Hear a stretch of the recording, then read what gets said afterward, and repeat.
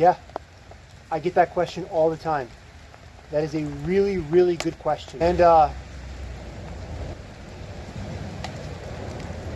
have the answer. Come on.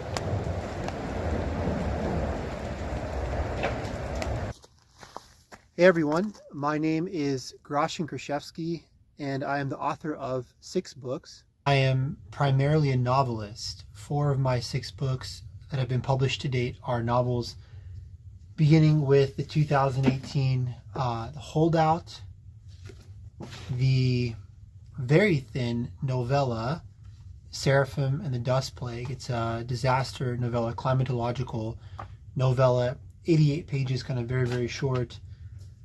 The most recent 2025 Mark and Anna models are the 2 best looking people in the world, and their journey along with their spiritual advisor, questions of Augustinian theology. In fact, the subtitle of Mark and Anna is Reflections on the Timeless Wisdom of St. Augustine of Hippo through the Prism of Postmodernity.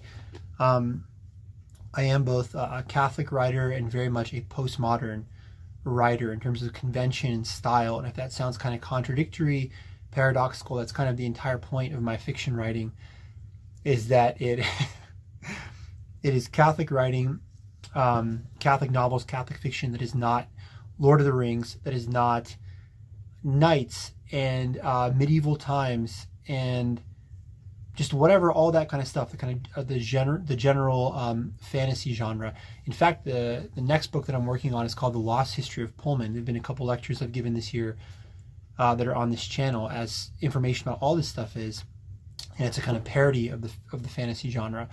I don't want anyone to assume that I'm somehow against any of that.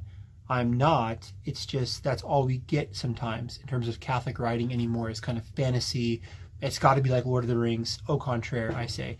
So anyways, The Holdout, Seraphim and the Dust Plague, Mark and Anna Models 2025. My greatest work to date, I think, God willing, I hope I'm correct in this kind of estimation, it's certainly my most ambitious work, is Thermonuclear Mirth, the 900-page novel about, subtitled The End of the World, but Not Just Yet. On this channel, you'll find information about Mark and Anna, Seraphim, a lot of my work, in the various playlists. One of the most watched videos actually on this channel is the 900-page novel Catholic Gatekeepers Do Not Want You to Read. I'll link that in the description. This video is not about my writing, it's just a general introduction to maple syrup history and, right, what is maple syrup history? An introduction to myself, so I'll leave it there. I won't even tell you more about Thermonuclear Mirth other than to say it's one of 4 of these novels that I have.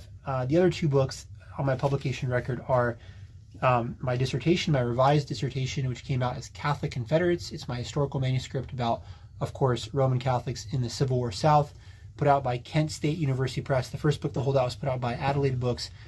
The other 3 novels by Aruka Press.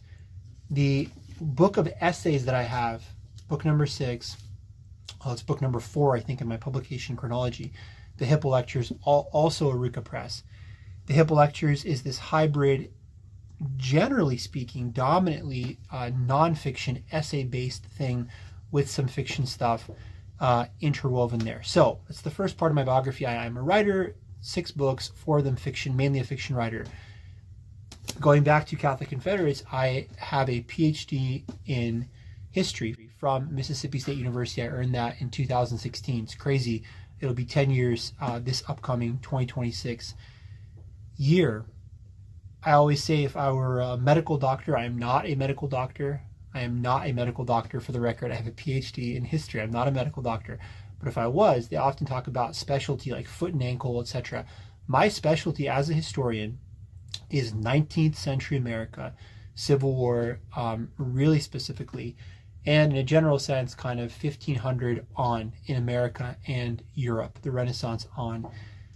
Sub-focus points in fiction, of course, geopolitics, architecture, that kind of thing. So I am a writer. I have a PhD in history. I'm a historian. And since 2019, I've been director of intellectual formation at Vandal Catholic, the St. Augustine Center in Moscow, Idaho.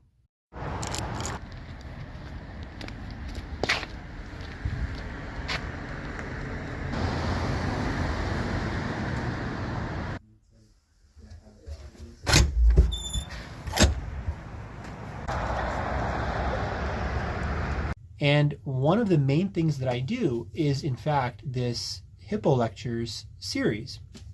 So the Lost History of Pullman that I was alluding to earlier, Mark and Anna Models, Seraphim the Dust Plague, were all Hippo Lectures, named for our patron, St. Augustine of Hippo.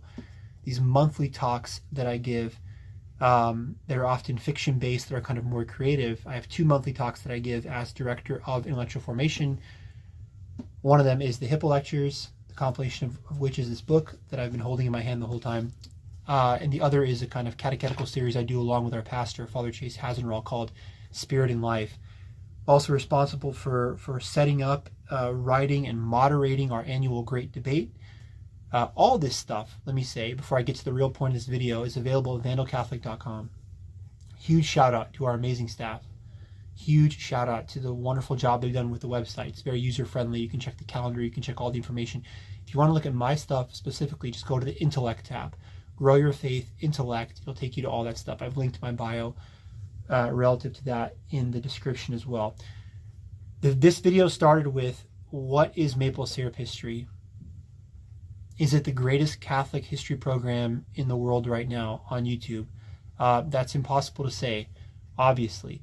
But now that you know a little bit about my background, of course, people that follow this channel or people that are at Vandal Catholic know these things very well. They've heard it a million times, and I apologize for being repetitive. But anyone who's new to this channel, now that you know my background as a novelist, a writer, a history PhD, and in this position of Director of Intellectual Formation, maple syrup history is all of that.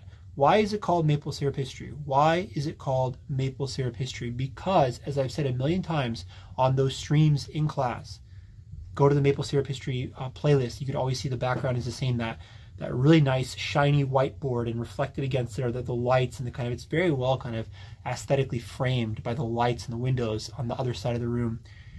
As I've said a million times in those streams, maple syrup is the kind of allegorical, the made up, the humorous extra facts that I pour on the pancakes of the normal knowledge you can find in a lot of places. There's a lot of really good historians, a lot of people doing good informative shows, stuff about Catholic things. You can only find the maple syrup, that extra. You can only find that from Vermont, deep in the forests of Vermont. And this is all allegorical. Maple syrup, the extra facts in maple syrup history. This year, what I'm inviting you to, the invitation I'm extending to you all in this video is to join our class for the spring. By join, I simply mean watch. Not only are there no strings attached, you can't even register. It's a super informal class. You're welcome to come in person if you're in Moscow, Idaho. As I record this, Merry Christmas, guys. Happy New Year, late December 2025. The classes pick up again in January. I just post them on this channel, Maple Gracjan Syrup. The channel itself named for this maple syrup kind of concept of extra historical facts, which is, again, just totally particular to me. There's no deeper meaning than, I think it's funny to think about extra historical facts, deeper analytics as the best possible organic maple syrup being poured all over those pancakes, and you've had a really nice breakfast. You're definitely going to come back for seconds. I can't believe how delicious this intellectual maple syrup is. What I'm inviting you when maple syrup history picks back up in January is to come to these classes if you're in Moscow, Idaho, or just watch them online. There's no place to register. I'm just trying to bring your attention to the stuff we're doing. Brad, Loretta, George, all the people that are in class all the time who are absolute legends, Claire Vassia, know about this very well, but I think maple syrup history is still sadly rather unknown. So I'm just trying to invite you all and come check this stuff out. What are we doing in the spring? Well, that is the second half of this video, because this is a 2-part maple syrup. We're actually going to have the last one in this video you're watching right now, dealing with Pius XIII's encyclical on Christian education. That is really the main part of this video. It's 2 videos in one. It's what is maple syrup history in general, a kind of theoretical, philosophical overlay, the actual focus on that in-class experience. And you can, the first time you're watching, you can see, oh, we just look at a book or look at a document and discuss that, and hopefully learn a lot. And hopefully there's a lot of maple syrup, because if you look at past offerings that I've done, I've always tried to go above and beyond. People will normal podcasts, whatever. We'll talk about St. Augustine of Hippo's City of God and give you a 20-minute primer. They'll give you an hour-long, max, perhaps an hour-long lecture. In maple syrup history last year, go to the playlist, scroll in reverse chronological order. We did something like 40 hours, Year of St. Augustine, 10 hours dedicated just to the City of God, 3 or 4 hours dedicated to confessions. And the real extra facts, the maple syrupiosity of this entire thing that's going on here is to go to that extra level of analytics, to really go as deep as possible. And so in the past, did a class a couple years ago, Catholicism and Disasters, covered the Titanic, covered Hiroshima, covered 9/11, actually did a 5-hour episode on 9/11. All this again can be found on this channel. We did a whole thing on Catholicism and Beauty, went as far afield as looking at the life and the exploits of the actress Maud Adams, actress from yesteryear, and most recently, the most recent installment of Maple Syrup History last year, 24-25, was the aforementioned Year of St. Augustine. This year, what we've been focusing on is this Christian Classics course programming, once more kind of LOL. CCCP obviously is the Cyrillic for the USSR. So if you're like, what is CCCP? It's of course this inside joke about the USSR and the Cold War, but it actually stands for, the acronym stands for Christian Classics Class Programming. What we're doing is looking at 4 books over the course of 25 and 26, 4 books and 8 Leonine encyclicals. Leo the 14th was just elected Pope in May, just half a year ago. Why did he choose Leo for his name? What did Leo the 13th say? What did he teach? And so in this very episode, we're looking at Spectata Fides on Christian education. It's the 4th encyclical we've looked at.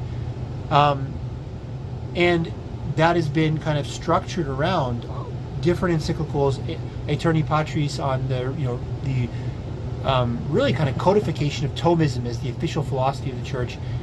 We looked at 4 Leonine encyclicals in the fall around 2 books, C.S. Lewis, Mere Christianity, the maple syrup concept, 6 classes. Not enough, here's 15 minutes, here's 20 minutes.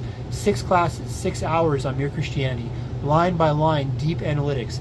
And we just got done with the wonderful apocalyptic novel, Lord of the World. What are we looking at when we pick back up in the spring?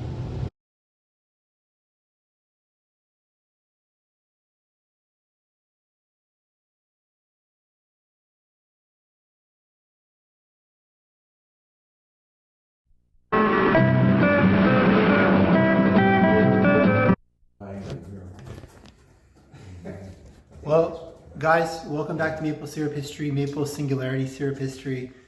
Holds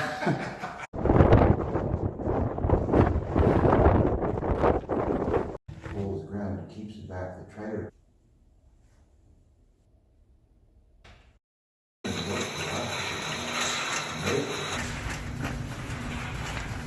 Yeah, it's time for Maple Syrup History. Adobe. That's right.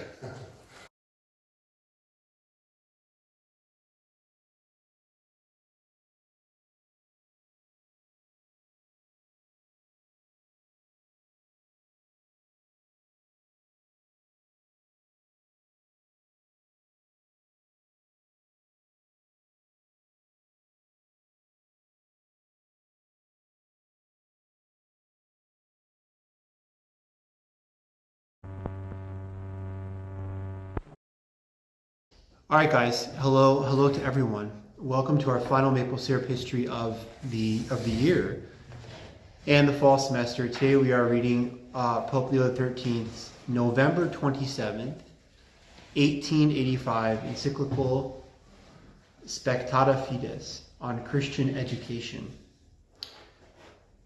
People watching on YouTube later, as everyone see, I sent a new video out to Flocknote.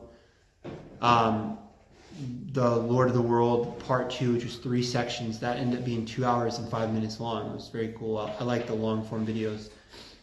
I prefer to listen to stuff that's very long and to make them as well, because we live in a culture, it's such instant gratification, whatever soundbite Today's in-person thing is only going to be about 25 minutes or 30 minutes. I'll tell you why in a second, or I'll even tell you why now, because it's a very short encyclical.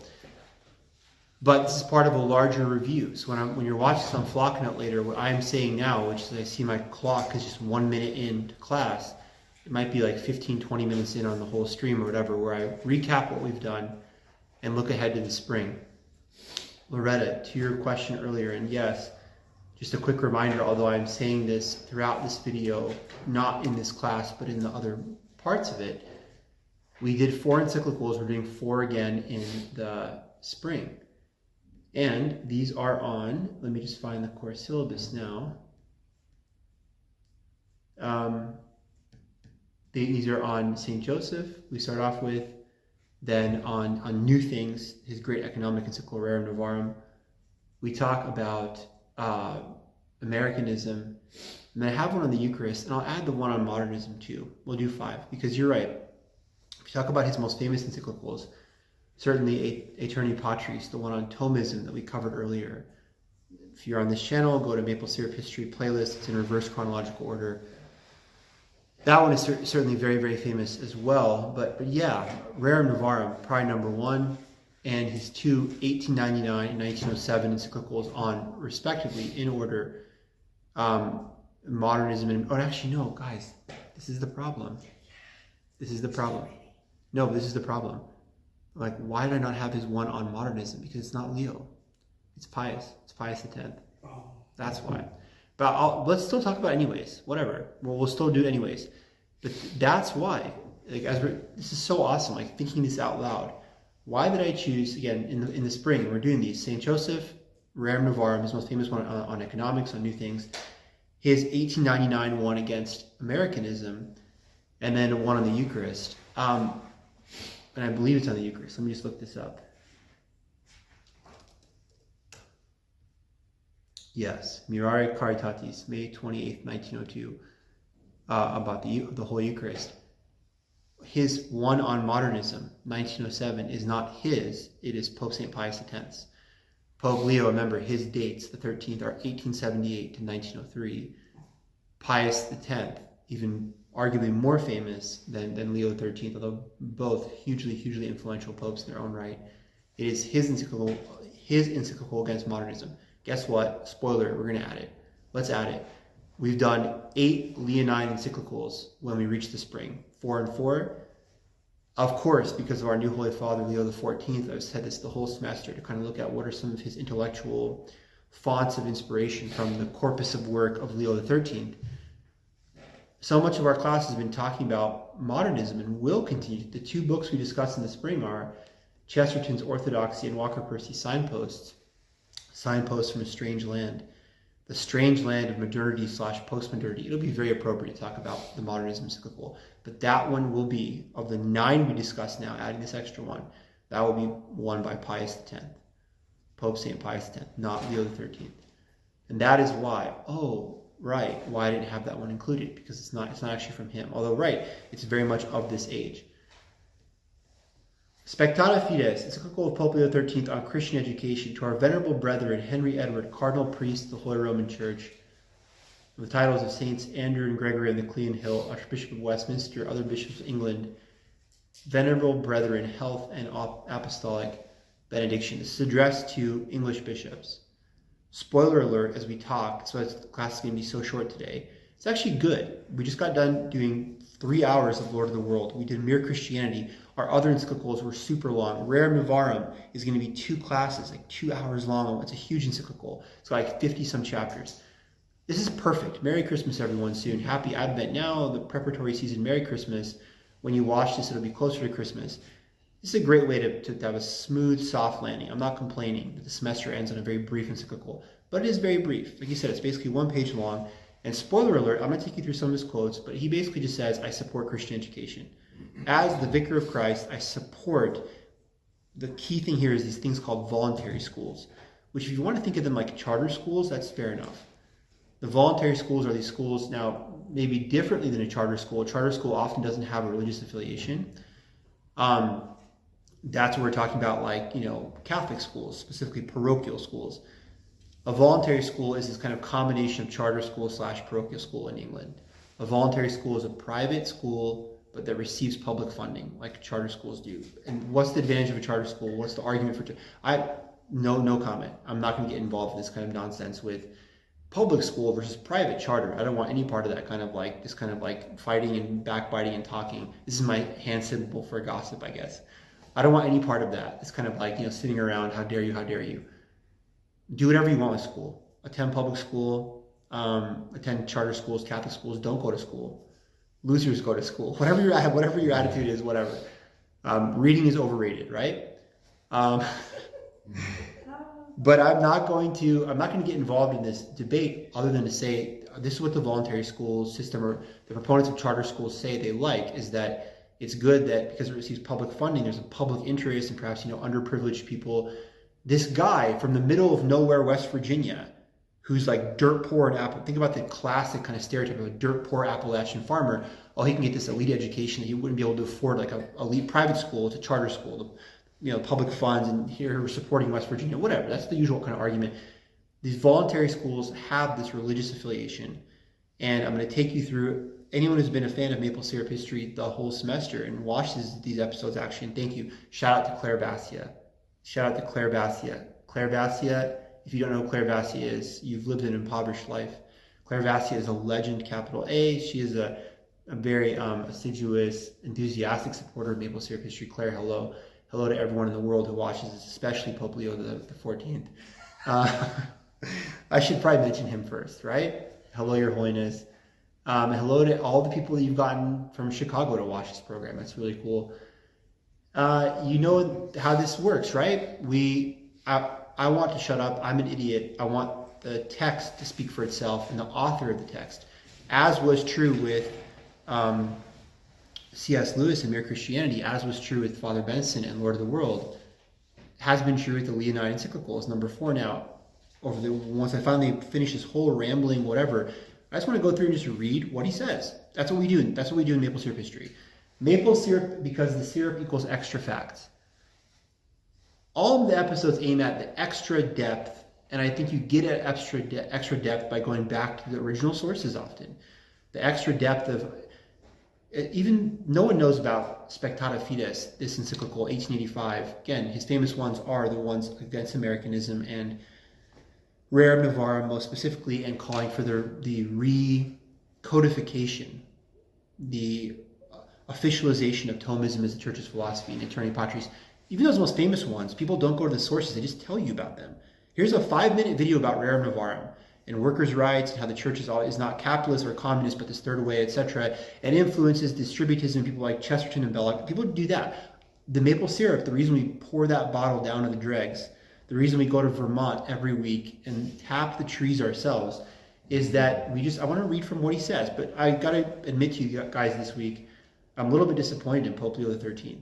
This week I'm a little bit disappointed because he just says nothing in this encyclical besides basically I support you guys. If I'm going to read that.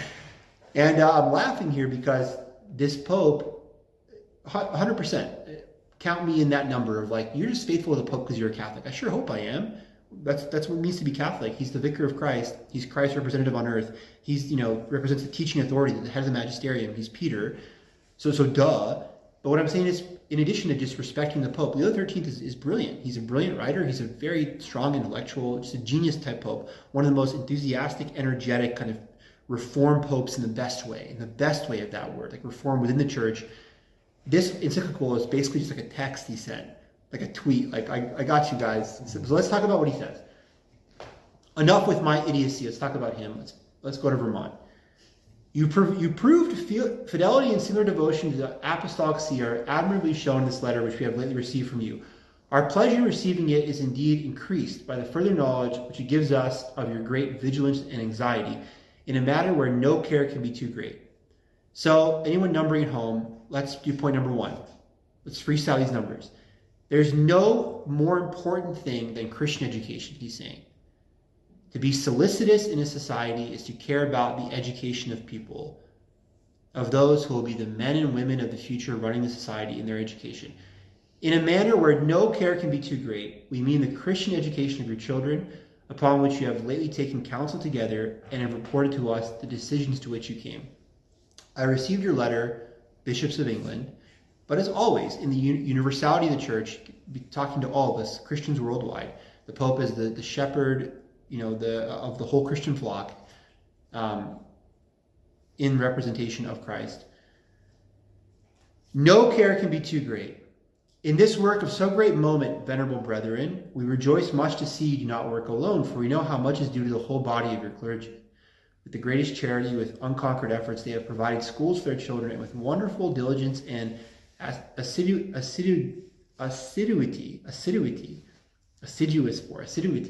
they endeavor by their teaching to form them to a Christian life and to instruct them in the elements of knowledge. All right, so point number 2. The first point of Christian education is what?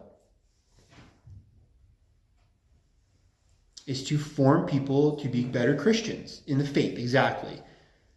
I'm opening a new Catholic school, breaking news, it's actually going to be Catholic. I'm not opening a new Catholic school.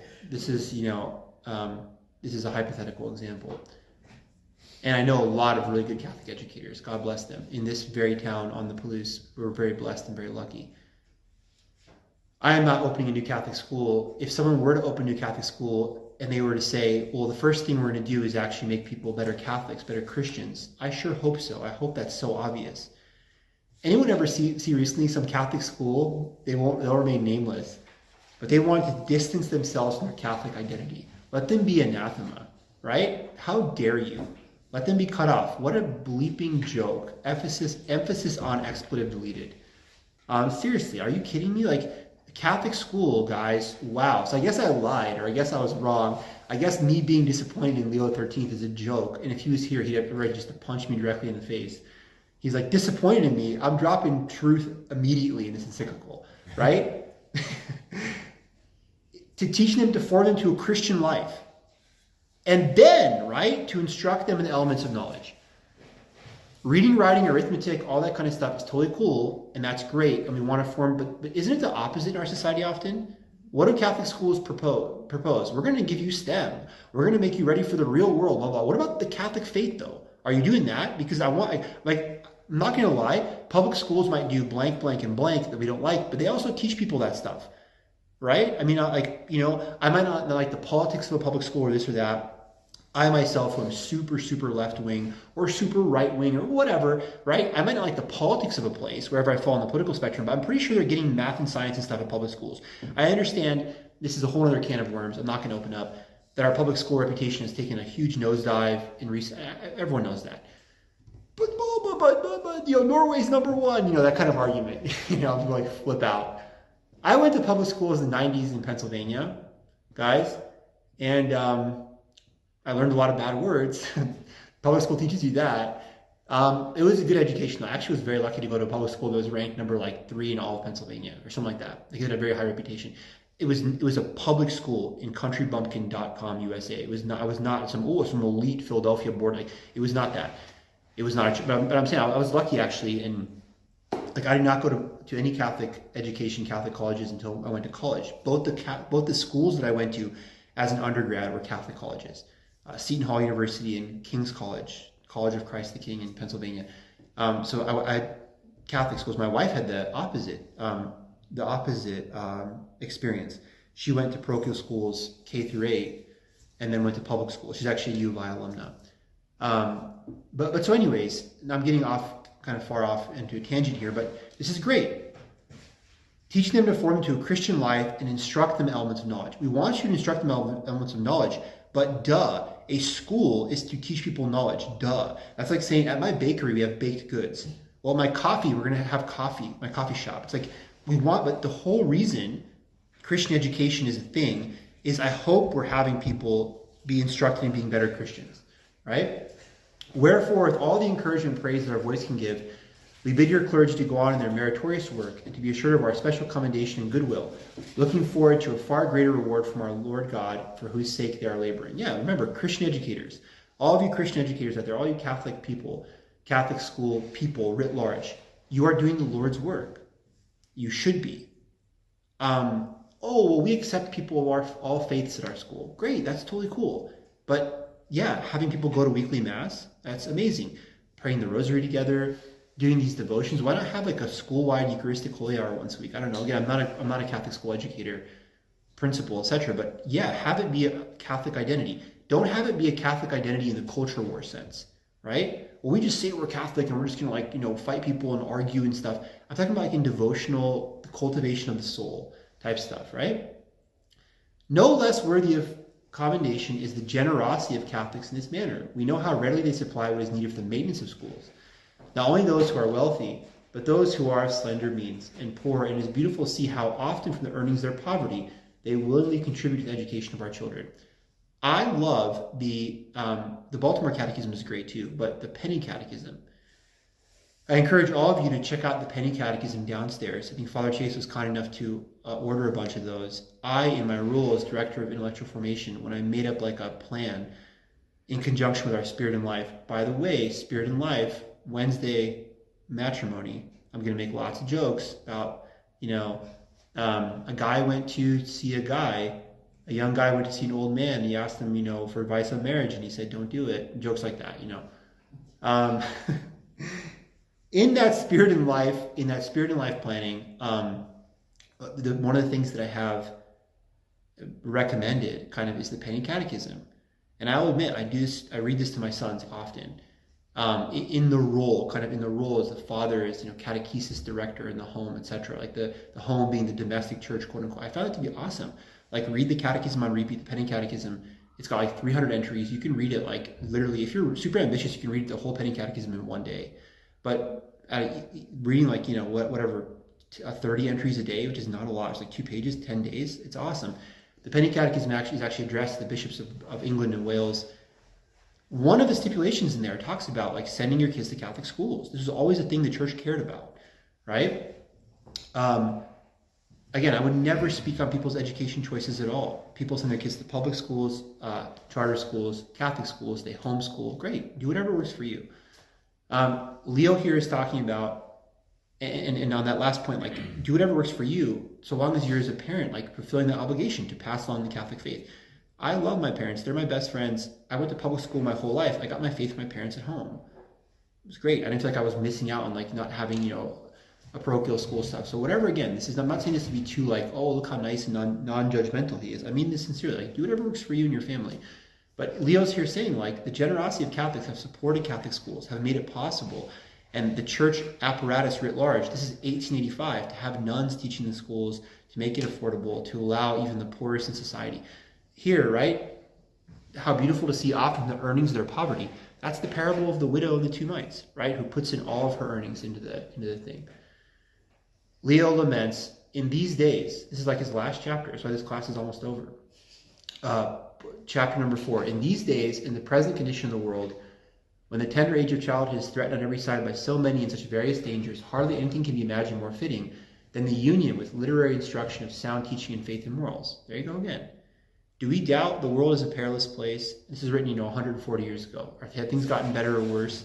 Again, I mean, like, there's a reason why the church has always said from her founding, right? The world, the trappings of the world, the problems of don't be too worldly.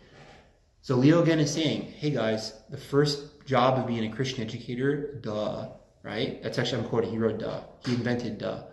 The first thing of a Christian educator is to actually pass along Christianity. If your school, unlike the school that will remain unmentioned, you know what I'm talking about? Okay, unlike this very famous Catholic institution in America, which is like, we're stepping back from our Catholic identity. Shame on you guys. Didn't they repent of that and change? I hope they did. I haven't heard that. If they had, praise God. And I would never, first commandment, do not take the name, or the second commandment. Second commandment, do not take the name of thy Lord God in vain. I'm not saying praise God as an exclamation. I mean literally praise God, thank you Jesus, if they have repented of that. They should. A Catholic school saying we're not going to be Catholic anymore is such absolute BS. It's disgusting. It's like, it's literally Christ's words from Sermon on the Mount are remembered. When salt loses its taste, what is it worth for? It'll be thrown out. It's like, you're the salt of the world. The whole point of a Catholic school is to be Catholic first and foremost. If you're just like a secular university, great. I'll just go to Iowa State, whatever. Like if your Catholic school is, just secularcity.com, I'm just going to go to I'm not going to go to the public school. In fact, there was a recent study, my aunt talked about this. She's like, SMU, Southern Methodist. apparently has one of the most thriving Catholic centers in America. It's awesome. So I'm going to actually send my kids to the Methodist University to get the best Catholic kids because they have a great Catholic center. Like they have a Vandal Catholic that's great there, kind of thing. It's great. It's awesome. A funny joke about Southern Methodist. Southern Methodist is playing, or this guy, Notre Dame football player, goes to confession.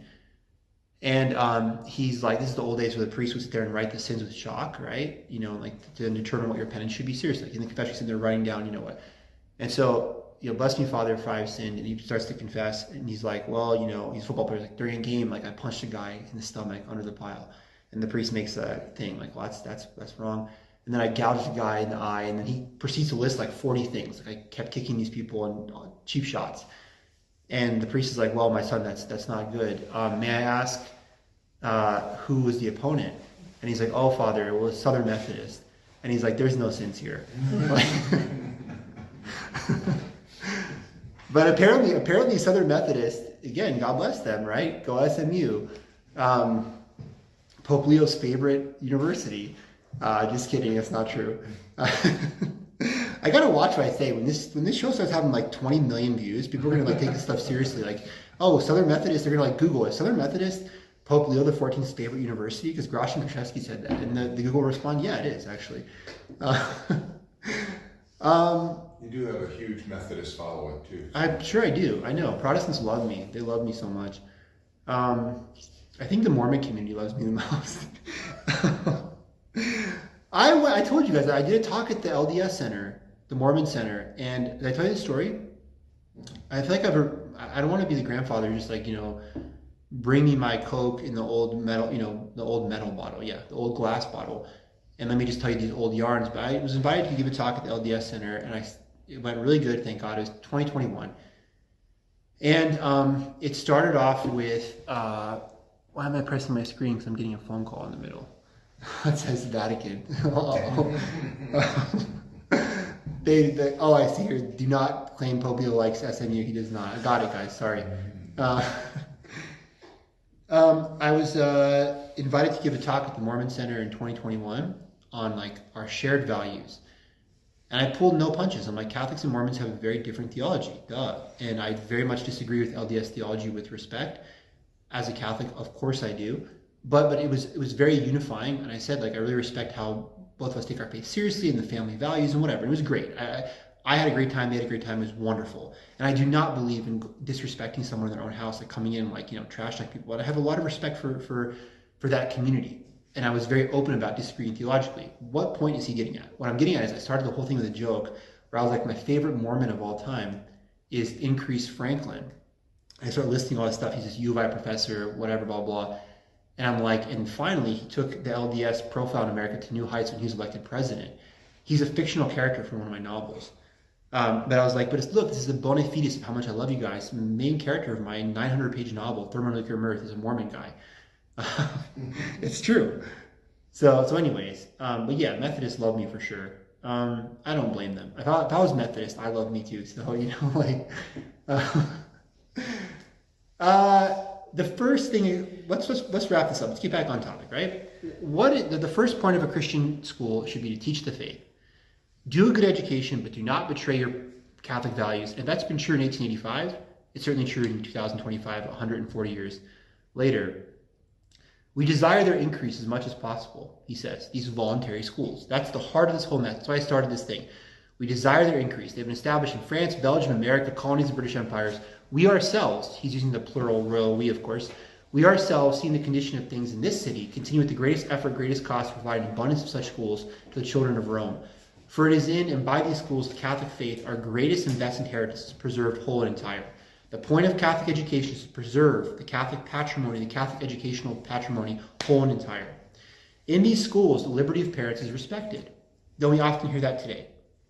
I don't want to send my kids to public school or this school or that school because my liberty as a parent, as the prime educator of my children, is not respected. Everyone's heard this critique, right?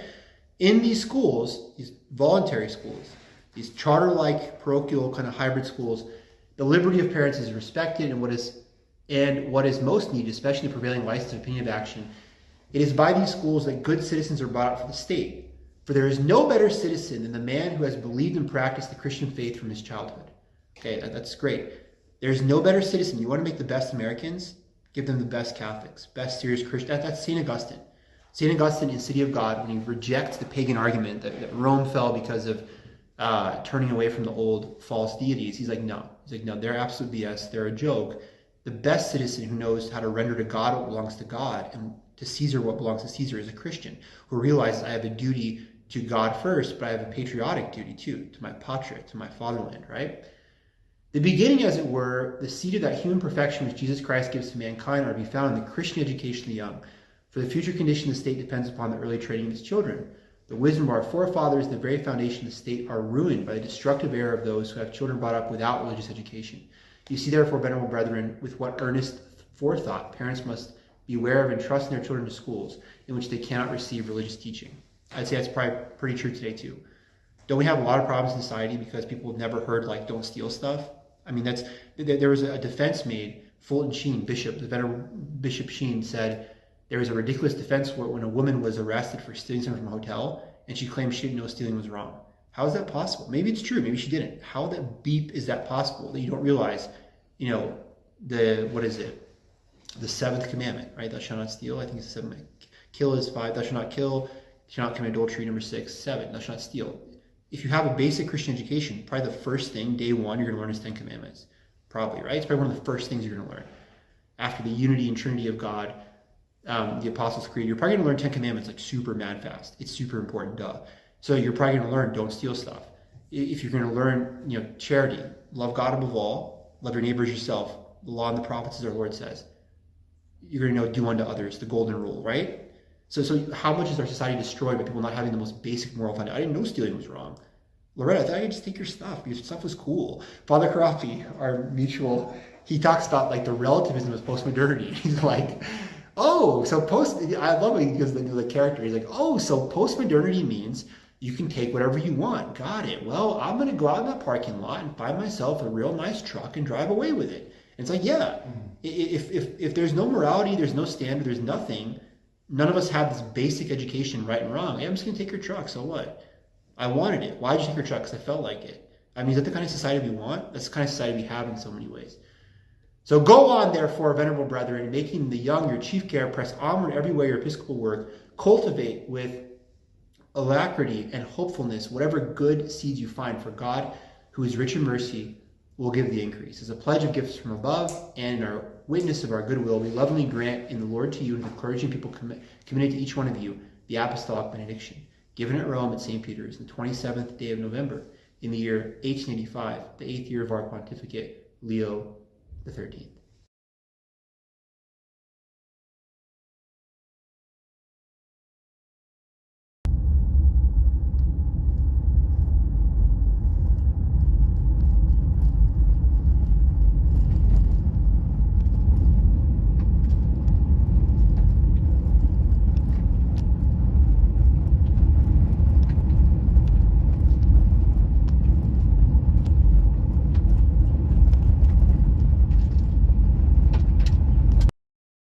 What are we looking at when we pick back up in the spring? Well, we're starting with an encyclical on St. Joseph, Quam Plurius, about devotion to St. Joseph, the most chaste spouse of Blessed Virgin Mary, foster father of Jesus Christ. Then we're going to give the maple syrup history treatment to orthodoxy, not this kind of like quippy, oh, Prince of Paradox, here's 10 or 15 minutes and you're on your way. No, it's something much, much more in depth than that. And yeah, indeed, with Chesterton, with orthodoxy, it's not enough to have this kind of nonsense of this like 10 minutes. Here's orthodoxy in 10 minutes. Oh, G.K. Chesterton, he's so important, he's so dense, he's so paradoxical in a good way, he's so crazy intelligent. Well, yeah, I can sum him up in a tweet, basically. No, we're going to dedicate 6 classes. We're going to dedicate a month and a half to Chesterton and orthodoxy. Then we're going to look at Rerum Novarum, Pope Leo XIII's encyclical on economics, really the beginning of this kind of third way, not capitalism, not communism, really influential on distributist philosophy, right? People like Chesterton and Belloc. We're going to look on his encyclical, we're going to finish with his encyclical on the Holy Eucharist, but the penultimate one that we're going to look at with Leo is his encyclical on Americanism. What does Leo XIII say in his 1899 encyclical on Americanism? And the last point, if you're like, well, you told us the encyclicals, those 4 to make 8, and we're going to read Orthodoxy, what's the other book? Walker Percy. Walker Percy's Signposts in a Strange Land.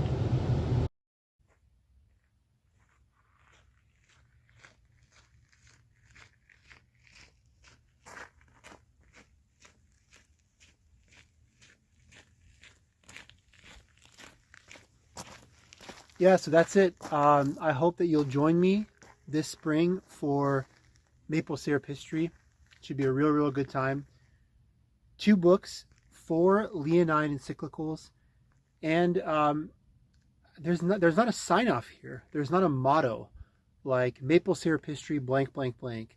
When the show is this good, you just do the episode, present the material, and walk away.